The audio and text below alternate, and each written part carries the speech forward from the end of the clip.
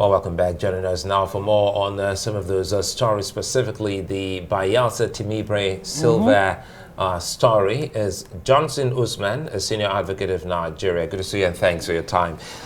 You know, the elections, it reminds us of the bigger election, but this is the off-cycle election, November 11, and just a month to the big day.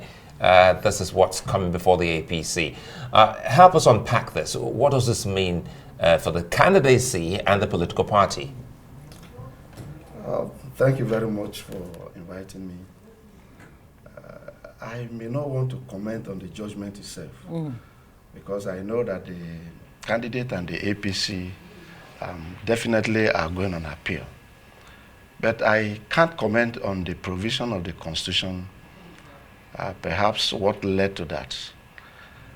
Section 182, sub 3 of the 1999 Constitution of the Federal Republic of Nigeria as amended provides that any person who was sworn in as a governor to complete the tenure of any person who was elected as a governor shall not be elected to that office for more than a single term. Now, what does this mean? The law is clear that where the wordings of a constitution or statutes are clear, the court must accord to it the literal meaning. And what does this literal meaning mean here? It means that when anyone has been sworn in previously as a governor of a state to complete the tenure of a person who was elected and sworn in as a governor, the person has the right to contest election and still be sworn in as a governor, but only for a single term, because he is not allowed to take oath of office as a governor twice. So that is a constitutional provision. So as things stand now, are you saying are you re-echoing what Timibre Silva has said, that he was sworn in only once? That the election of 2007 was, as a matter of fact, it was nullified? Well, I'm not privy to his team or to the argument canvassed before the court. So I don't know anything of such. But if that is the argument, again, it takes you back to another issue.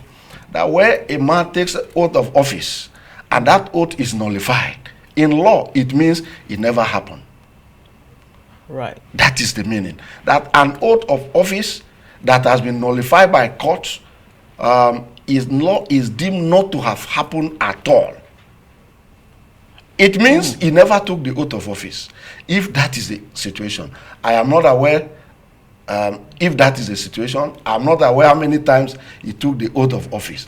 But constitutional provision is that a man cannot take the oath of office as a governor more than 2 times. He took the oath of office twice, the second time being in 2007. But in 2008, the court nullified that particular election that it didn't hold. So what you're saying is it is deemed as not to have happened at all. That is the position of the law. So in other words, if the oath he took was nullified by the courts, if the court said the oath he took is a nullity, something that is nullity in law is deemed not to have existed in the eyes of the law. And they make a case of local standard that the petitioner here was not, the plaintiff was not, part of the primaries. Well, that is another ball game. Right. By the provision of Section 84, 14 of the Electoral Act 2022. Now, the only person who can approach a court seeking remedy against an aspirant or against a candidate must be an aspirant in that election. And what makes you an aspirant? You must be a member of the political party.